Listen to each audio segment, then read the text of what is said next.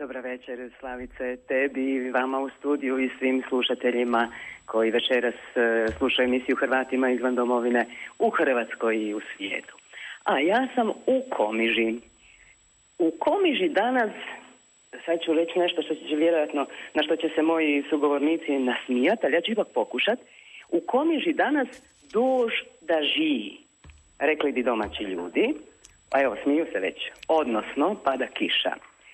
Danju je još ugodno toplo ovdje, jutra i večeri su već svježije, ali još ima turista ovdje. Vidim uz lukobrani podosta jedrilica, sezona još nije gotova, to veseli. A zašto smo mi večeras ovdje? Često u našim emisijama idemo tragom izgubljenih, izvornih hrvatskih lokalnih govora. Kažem izgubljenih jer ih danas rijetko tko uopće govori. Uglavnom su to pojedinci koji jezik svojih djedova i baka smatraju temeljem vlastitog identiteta i nastoji sačuvati taj jezik. Specifična, posebna komiška cokavica, mnogima koji se oslanjaju na hrvatski standard teško razumljiva, jedan je od najbolje sačuvanih hrvatskih lokalnih govora. I to, usudit ću se reći, ponajviše u iseljeništvu. Iako o tome znam najmanje od prisutnih sugovornika. S nama su večeras profesorica Sanja Vulić sa Hrvatskih studija Sveučilišta u Zagrebu, koja predaje i istražuje hrvatsku dijalektologiju i dijasporu. Dobra večer, profesorice. Dobra večer. Mnogo puta sam od vas, profesorice Vulić, čula rečenicu koju ste bilježili i u svojim znanstvenim radovima, da se u iseljeničkim zajednicama u svijetu jezik konzervira. Objasnite mi to. Konzervira ili petrificira i to na dva načina i dva su uzroka tome.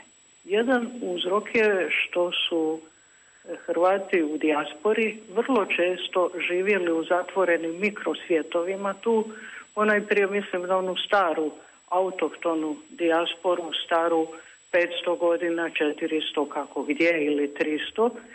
A drugi je razlog okruženje jezika bitno različitih. Ako je to bio otok u germanskom svijetu, u mađarskom, u nekom romanskom ili bilo kojem drugom okruženju jezika koji je bitno različit, onda ima najviše šanse da se održi. Slični jezici najviše utječu jedan na drugi. Što su pokazala do sad vaša istraživanja, ne samo u ovim iseljeničkim zajednicama prekomorskim, već i u sklopu ovih autohtonih hrvatskih zajednica u europskim državama? Kako najbolje sačuvati, očuvati taj jezik? Kako? Da li kroz obitelj, da li kroz školu? Koliko angažmana tu pojedinci tih zajednica pokazuju? Obitelj je prvi osnovni uvjet.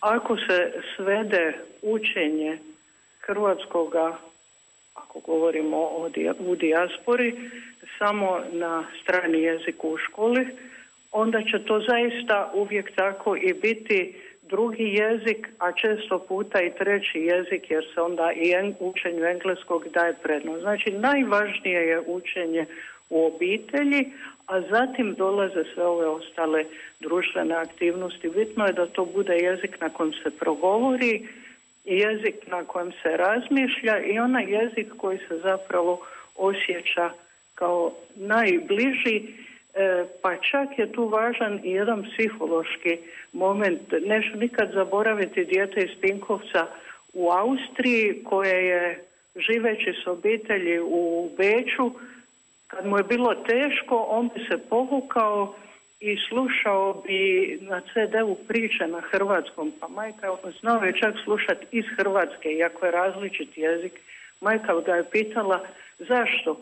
On je rekao, dok to slušam, osjećam se siguran. O, jako lijepo.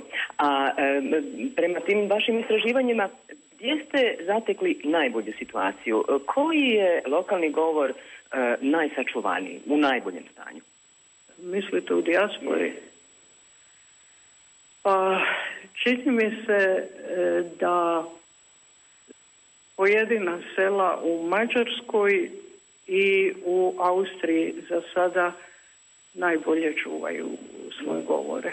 Ipak u našim ovim autohtonim hrvatskim zajednicama u Europi, jel? Profesorice Vulić, evo sad ste neko vrijeme u Komiži među mještanima, slušate ih, vjerujem, pozorno.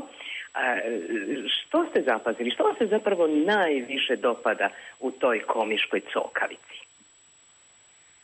Mene osobno je ovaj put najviše zanimalo da vidim koliko je još ostalo riječi praslavenskog podrijetla, s obzirom da je riječ o izoliranom ipak govoru, relativno izoliranom, na koji su jako utjecali romanizmi. I sad me zanimalo što to tu ima praslavenskog podrijetla, što su u hrvatskom jeziku već zamijenili turcizmi ili neke druge posuđenice.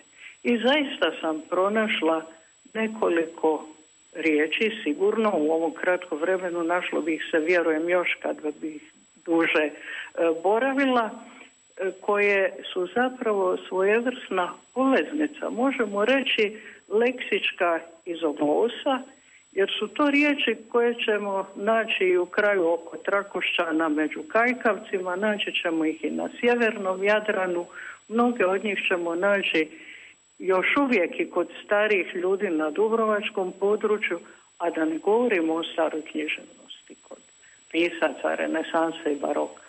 Primjeri? Pa primjer, evo, navešću vam ih nekoliko.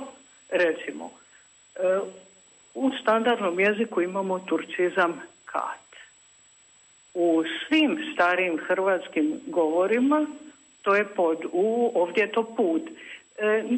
Naravno, riječ je o posebnoj glasovnoj inačici, ali to su već neke posebne dijalekatne specifičnosti. Bitno je ono da je to ista riječ. To je riječ koju ćemo čuti i naći ćemo je u Držića, čućemo je još uvijek kod starih Dubrovčana, čućemo je kod starih Stričana, čućemo je i u Austriji, u Gradišću, čućemo je u mnogim mjesnim govorima u mađarskom. Potpuno isto možemo reći za riječ blazinja. U standardnom jeziku imamo turcizam jastuk, a mnogi govori koji čuvaju staro stanje, znači ne samo čakavski govori, nego brojni hrvatski govori arhaični, imaju tu jednu riječ, znači praslavenskog podrijetla, znači starohrvatsku riječ.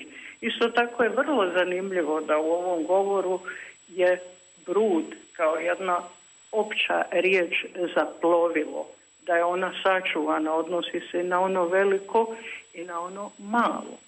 Malo ljudi zna da je to zapravo bio u gaz, to je nekad bilo plitko mjesto za svladavanje vode. A s obzirom da i plovilo svladava vodu, onda je kasnije nastalo i ovo značenje brod, koje je ovdje sačuvano za sva plovila, budući da svi svladavaju vodu, svako od njih je brod. Jako mi se svidjelo i što još uvijek stari ljudi imaju i cine umjesto grecizma jeftin. Koliko će se još očuvati, ne znam, ali možda kada bi se i djeci posvijestilo da je važno čuvanje tih riječi, moja uvijek bila želja da mi zapravo postupno te riječi uključujemo u standardni jezik. Upravo je taj standard možda razlog tome što se lokalni govori lako gase. Jest, to je sigurno jedan od razloga, jer standardni jezik danas vrlo agresivno utječe i putem škole, utječe i preko svih mogućih medija, ali zašto ne standardni jezik približiti mjesnim govorima umjesto mijenjanja stalno mjesnih govora? I kako to učiniti?